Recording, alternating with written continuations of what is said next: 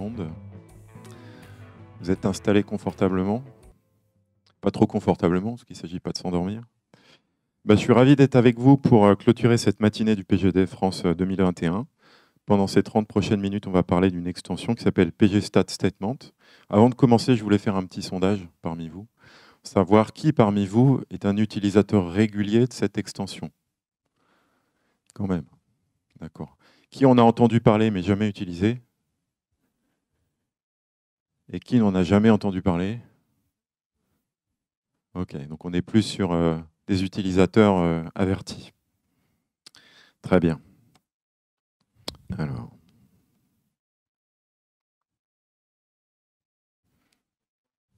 D'accord. Ah oui, pardon. Effectivement, F5. Non, F5. Voilà. Petite présentation rapide. Donc, je m'appelle David Baffeloff, je suis consultant base de données chez CapData depuis presque 20 ans maintenant. Je m'occupe plus spécifiquement d'une plateforme de services qui fait de l'administration de bases de données à distance. C'est une plateforme qui est basée à Nantes. Donc, c'est une équipe d'une dizaine de DBA sur 6 technos, bases de données relationnelles, non relationnelles. Je vous ai mis toutes mes coordonnées si vous voulez me contacter suite à ce PGD. Je suis venu accompagné de Karine pour répondre aussi à vos questions suite à la présentation.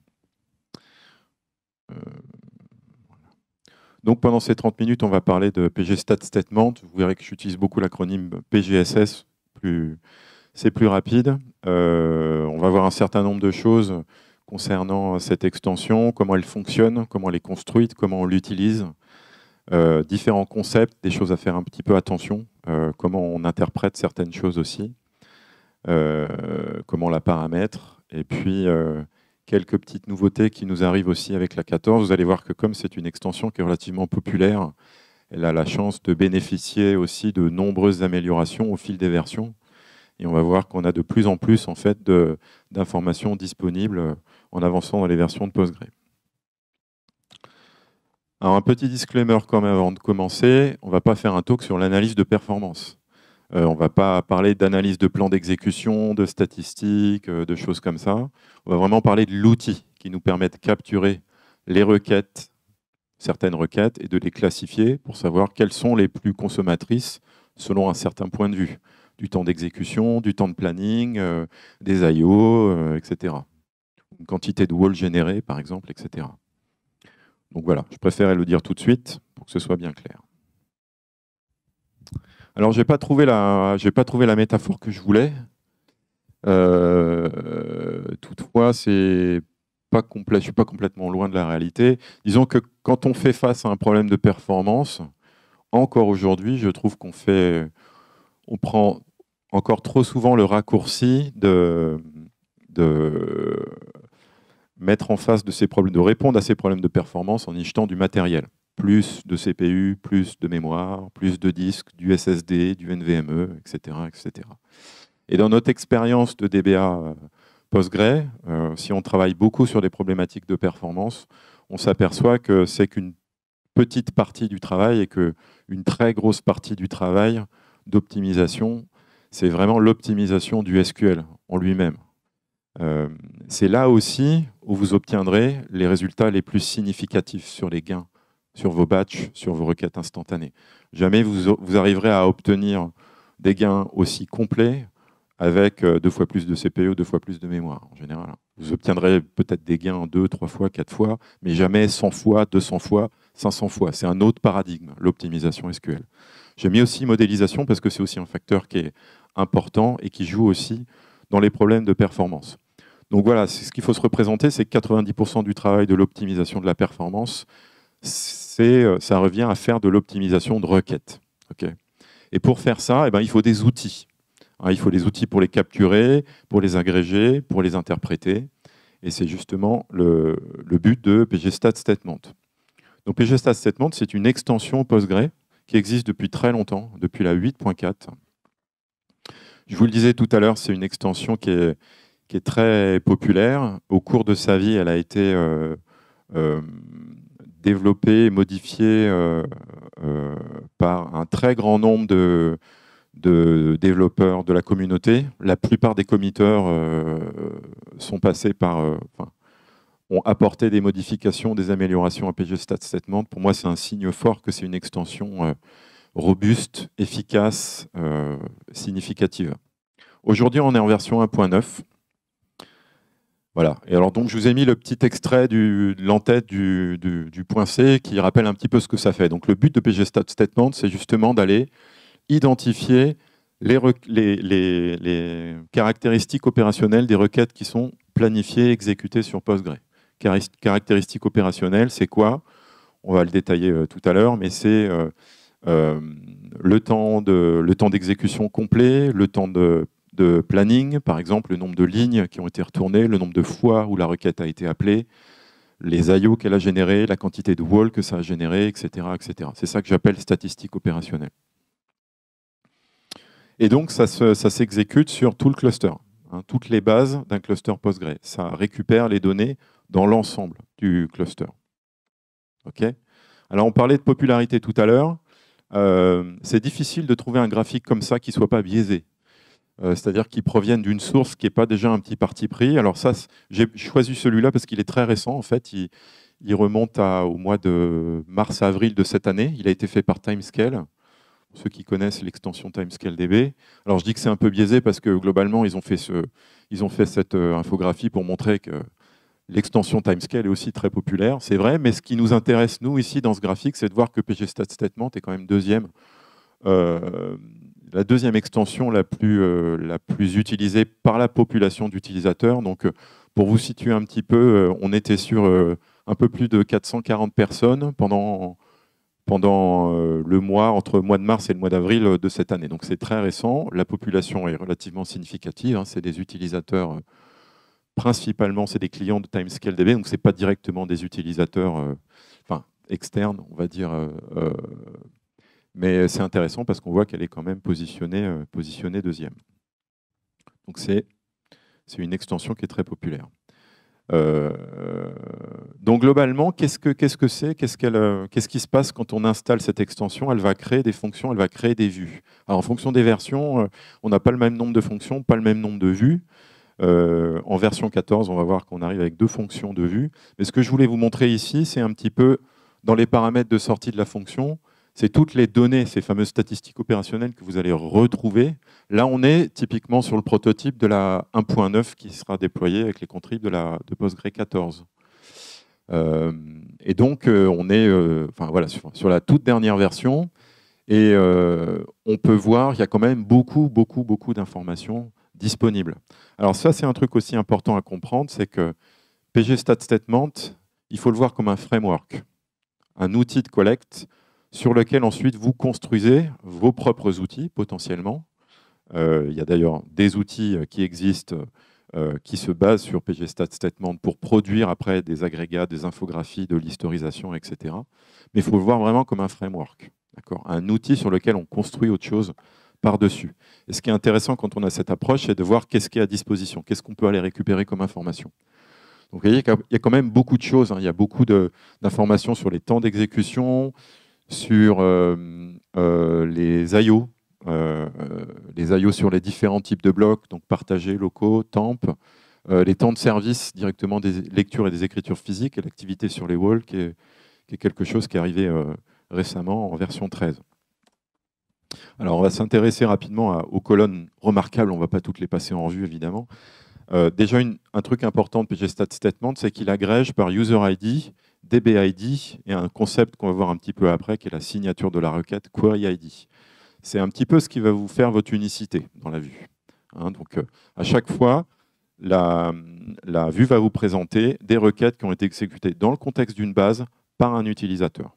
Okay, donc, c'est ce couple user ID, DB-ID, qui sont en fait les OID de chaque objet, des utilisateurs et des bases. Ensuite, query, la colonne query va être la forme normalisée de la requête. Alors, forme normalisée depuis la 9.2. Normalisée, ça veut dire quoi? Ça veut dire que si vous exécutez select étoile from T1 where colonne égale 1 et ensuite select étoile from T1 where colonne égale 2, ce que va faire la petite partie dans Postgre qui fait la normalisation, c'est qu'il va sortir la partie littérale de la requête, il va sortir la variable, le 1 ou le 2, et il va en faire une espèce de forme canonique, ce qui va lui permettre d'agréger en fait les exécutions sur cette même forme canonique. Après, on va voir qu'en 9.4, il y a la notion de query ID, donc de signature de requête, qui permet d'identifier quasiment de manière unique une forme de requête. Ce que vous dit la doc, c'est que globalement, le query ID identifie des requêtes qui sont proches, enfin qui sont pas proches, mais qui sont équivalentes sémantiquement. Donc c'est ça aussi qui est important à comprendre, c'est que quand vous allez lire query, vous allez voir des $1, $2, $3 à la place des paramètres, c'est normal, c'est la forme normalisée de la requête que vous voyez réellement. Ensuite, on a tout un tas d'autres, je ne vais pas tous les passer en revue en détail, ils parlent d'eux-mêmes, on a tout un tas d'autres paramètres opérationnels qui sont remontés, le nombre de fois où c'est appelé, le nombre de lignes qui ont été remontées, les temps d'exécution. Alors ce qu'il faut se dire aussi, c'est que toutes ces valeurs-là, enfin quasiment, en dehors de celles qui s'appellent min, M-E-A-N, standard dev, donc écart type, et min et max, donc minimum et maximum, qui sont des agrégats, toutes les autres sont cumulées dans le temps. D'accord ?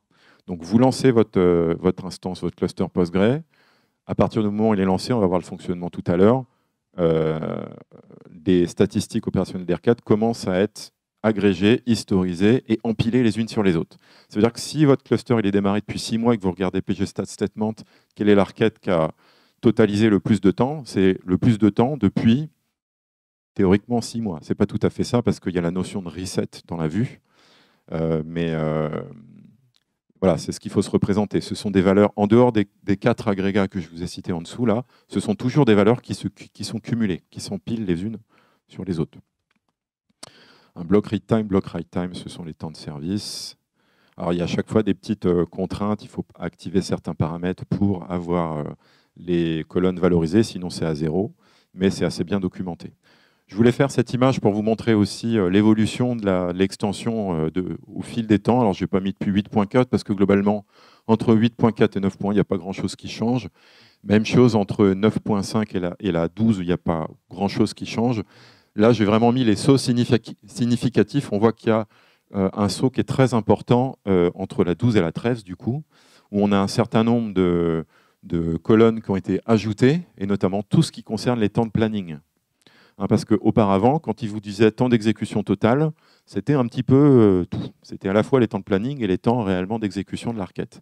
En 13, grâce à un paramètre supplémentaire qu'on peut activer pour traquer juste les temps de planning, on peut faire la distinction entre les temps de planning et réellement les temps d'exécution. Et votre temps d'exécution global, ça devient la somme des deux.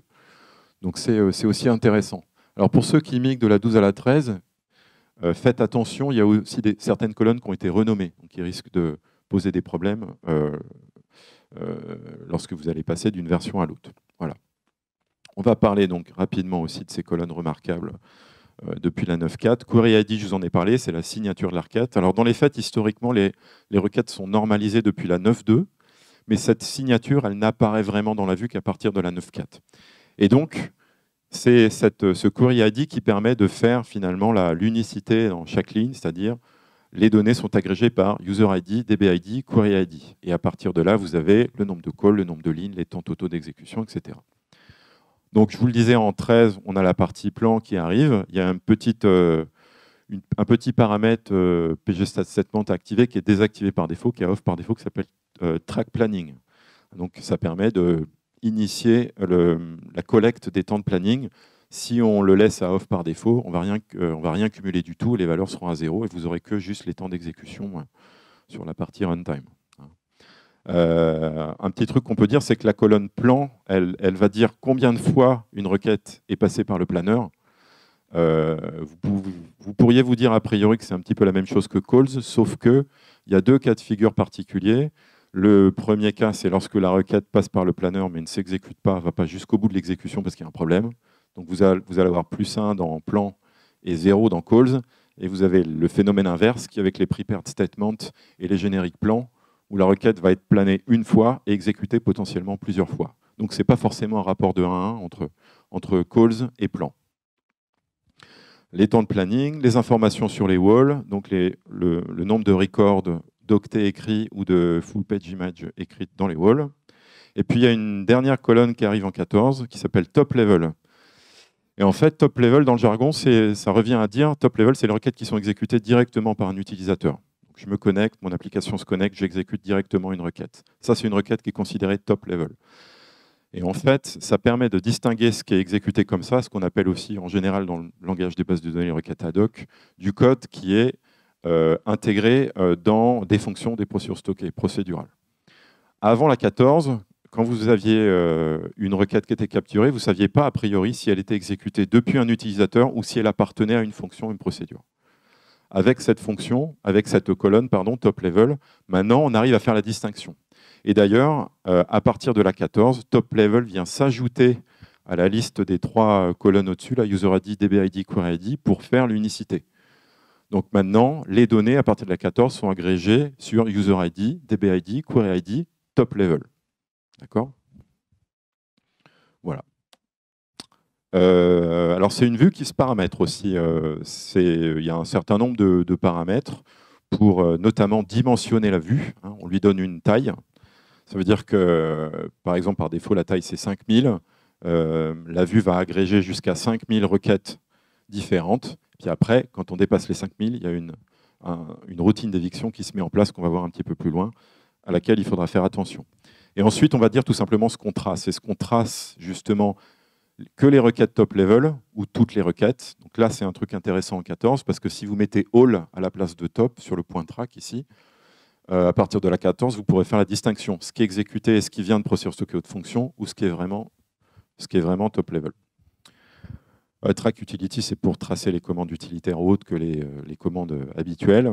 Point save aussi qui est activé par défaut, ça permet de persister les données de pgstat-statement, de faire persister au fur et à mesure des redémarrages de votre postmaster. Parce que, en fait, on va le voir un peu plus loin, la vue, elle se base sur une hash table qui est en mémoire. Lorsque vous arrêtez le postmaster, la hash table est en mémoire, elle disparaît. Donc, pour éviter de repartir à chaque fois de zéro, ce qui se passe, c'est quand vous arrêtez, Postgre écrit le contenu de la hash table dans un fichier, et quand il redémarre, il relit le fichier, il repeuple la hash table avec ce fichier.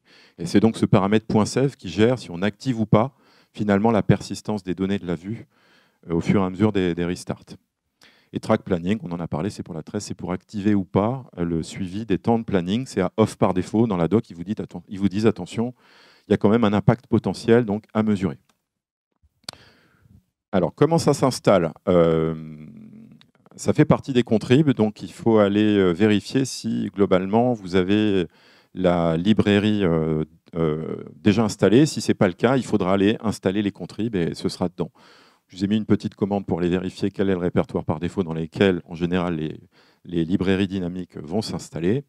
Et à partir de là, voilà, une fois que c'est installé, votre .so, pgstat-statement.so est quelque part sur votre serveur. Il va falloir aller déclarer un certain nombre de paramètres dans le GUC, donc les paramètres qu'on vient d'évoquer, tous les paramètres spécifiques à pgstat-statement, et un autre qui s'appelle Shared Preload Libraries, qui revient à déclarer en fait la librairie. Alors, si vous avez déjà bossé avec d'autres extensions, vous savez qu'il n'est pas nécessaire à chaque fois que vous utilisez une extension de la déclarer avant comme ça. La raison, c'est qu'au démarrage du postmaster, cette extension-là, elle va devoir allouer de la mémoire pour la hash table. Et ça, elle ne peut le faire qu'au démarrage du postmaster. C'est pour ça qu'on est obligé en fait, de déclarer ça avant pour lui permettre de précharger, en fait, de se précharger et de créer sa hash table. Donc, ça implique qu'il faut redémarrer le postmaster. Voilà. Donc, il y a le petit impact, si vous n'avez pas installé l'extension, c'est que ça vous oblige à une interruption de service, quelque part. Donc, prévoyez-le en avance quand vous faites des déploiements. Et ensuite, une fois que tout ça c'est prêt, vous faites votre create extension pgstat-statement. Alors, juste un truc sur l'endroit où vous faites le create extension, vous allez le faire dans une base, dans le contexte d'une base. Ce qui veut dire que les objets qui sont créés par l'extension ne seront visibles que dans le scope de cette base. Si vous faites create extension pgstat-statement dans la base Postgre, vous ne pourrez accéder à la vue pgstat-statement que depuis la base Postgre. Si vous passez sur une autre base utilisateur, vous n'aurez plus accès à la vue, puisque le scope est limité simplement à la base. Toutefois, ça ne veut pas dire que l'extension elle ne trace que les requêtes qui concernent la base dans laquelle l'extension a été créée. Il faut bien faire le distinguo. Il y a le scope d'accès à la vue et globalement ce que trace l'extension. Et l'extension, elle trace vraiment les requêtes sur l'ensemble du cluster, l'ensemble des bases. Si vous voulez que les fonctions et les vues soient disponibles depuis les autres bases, il vous suffit de créer l'extension dans les autres bases. D'accord? Voilà, c'est tout. Je rappelle que l'accès à... Enfin, quand vous faites un select dans pgstat statement, si vous n'êtes ni super user et si vous n'avez pas non plus le rôle pgReadAllStats, vous ne verrez que les statistiques des utilisateurs de votre base. Vous ne verrez pas les statistiques de tout le monde pour des questions de sécurité. Voilà. Donc, si vous planifiez de construire un outil qui est basé là-dessus, pensez aux privilèges de l'outil. Il faut qu'il ait un minimum pgReadAllStats qui soit membre en tout cas de ce rôle-là pour pouvoir lire les données de tous les utilisateurs dans toutes les bases.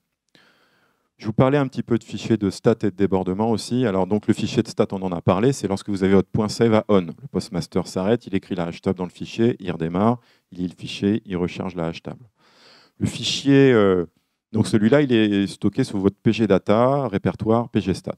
D'accord ? Si vous voyez le fichier, c'est que le postmaster est arrêté. Si vous ne voyez pas le fichier, c'est que le postmaster est démarré. Donc en fait, ce qui se passe, c'est quand le postmaster s'arrête, il crée le fichier s'il n'existe pas. Et quand il redémarre, il lit le fichier, il le supprime après.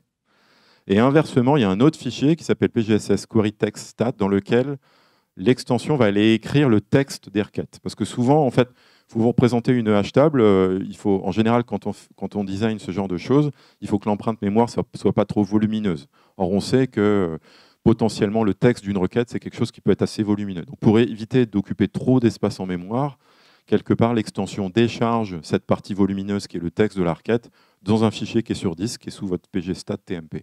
Et lui, c'est l'inverse, en fait. Quand le postmaster est démarré, le fichier est là, et quand le postmaster est arrêté, le fichier est supprimé. Alors, comment ça marche? Vous démarrez votre postmaster, l'extension est déclarée par shared preload library, se charge, elle va faire deux choses importantes. Elle va créer la hash table en fonction du dimensionnement. Vous vous rappelez votre point max qui est à 5000 par défaut. Et deuxième chose, elle va activer les hooks. Parce que ce qui se passe, c'est que lorsque la hash table est créée et donc repeuplée par le fichier qui était sur disque, les hooks vont permettre en fait à tous les points d'intérêt dans le code, notamment tout ce qui est dans la partie exécuteur et planeur, d'aller commencer à peupler la hash table directement au fur et à mesure. Je ne sais pas si vous êtes familier du fonctionnement des hooks, mais globalement, c'est des genres de trappes, quoi. C'est ça. C'est tant que la trappe est fermée, il ne se passe rien. On ouvre la trappe, et il y a des points quelque part dans le code qui testent si le hook est ouvert. Si le hook est ouvert, on publie des données vers une interface. Donc, l'utilisation des hooks permet de peupler la hash table au fur et à mesure de l'activité du planeur et de l'exécuteur, et donc l'exécution des requêtes. Donc ça, c'est le recueil des données. Vous faites un select sur PGSS, tout simplement, vous allez lire la hash table, il va vous le publier au format relationnel, parce que c'est une vue. Et lorsque le postmaster s'arrête, il lit le contenu de la hash table, il l'écrit sur disque, et il supprime le fichier text file, celui qui contenait les requêtes. Alors ce qui se passe, c'est qu'aussi à l'arrêt du postmaster, il désactive les hooks. Mais ça, c'est les standards d'écriture des extensions en général. Alors, comment on utilise pgstat statement? Donc, je vous ai dit, les données sont agrégées sur UserID, DBID, CoreID, top level en 14. Elles sont cumulées depuis le dernier reset de la vue. Donc, si c'est démarré depuis 6 mois, 1 an, vous allez faire un select dessus. Si votre problème il est en cours ou il date de la nuit dernière, ça ne va pas vous servir à grand-chose. Parce que vous allez lire des données, des requêtes qui sont consommatrices, mais qui l'étaient peut-être il y a 3 mois. D'accord ? Donc, il va être important de pouvoir, déjà, de comprendre ça, cette interprétation. Est-ce que ce que vous lisez, c'est juste? Est-ce que ça ne date pas d'il y a 3 mois? Okay.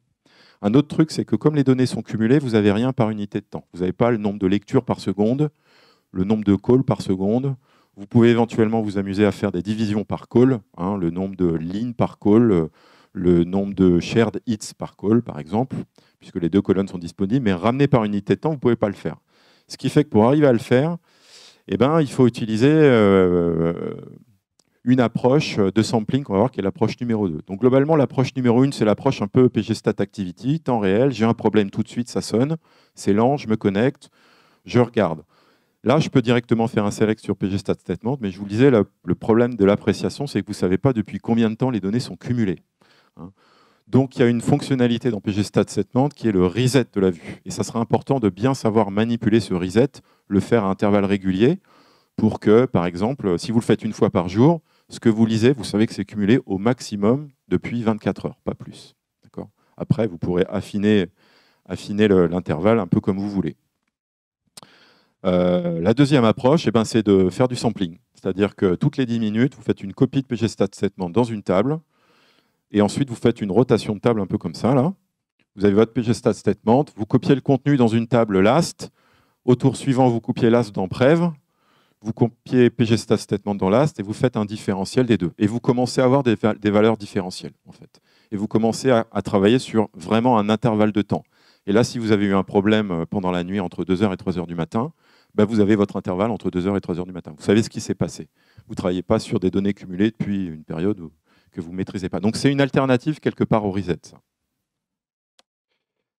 Query ID, on en a parlé, hein, je vous l'ai dit, c'est le fait de normaliser une requête, d'extraire la partie littérale. Donc ces deux requêtes-là, typiquement, elles débouchent sur le même Query ID, sur la même requête. Et dans la colonne query de pgstat statement, vous verrez une écriture comme ça, avec le $1 au bout. Voilà.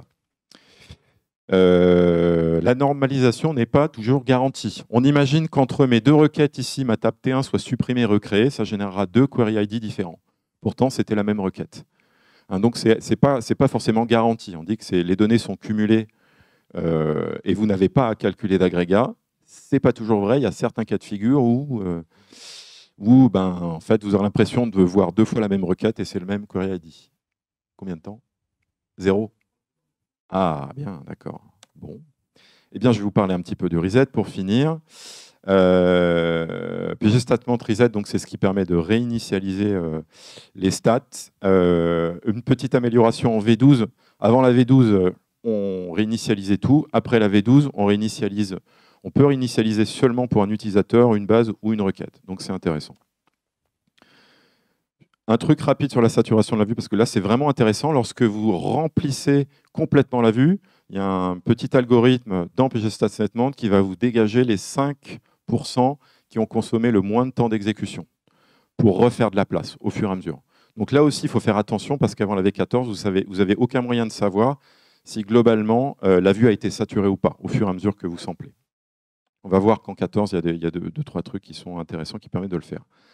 Un truc rapide aussi sur les temps de service, ça nécessite d'activer Track IO Timing. On dit souvent qu'il faut faire attention, il peut y avoir un impact. Vous avez un petit outil qui s'appelle pgtest Timing qui permet de mesurer l'impact du timing sur votre système. Ici, on voit que près de 100% de mes actions me coûtent moins de 3 microsecondes. Donc, globalement, je peux activer Track IO Timing, je m'en fiche. Compatibilité avec les passes, il fallait que je le fasse. Je sais qu'il y a un talk sur GCP cet après-midi.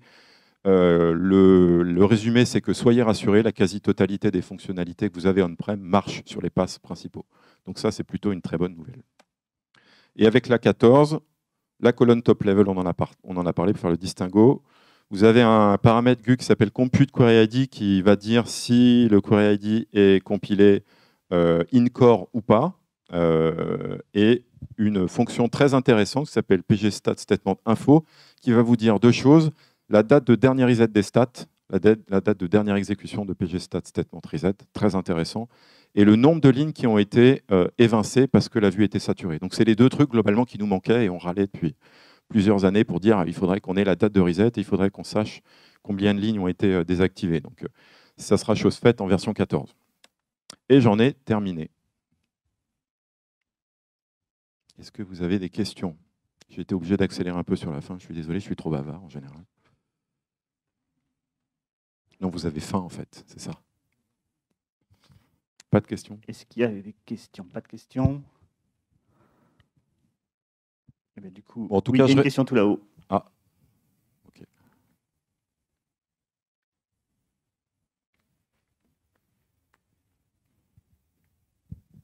Bonjour et merci beaucoup pour la conférence. J'ai une question sous forme de deux questions. C'est une arnaque. Hein.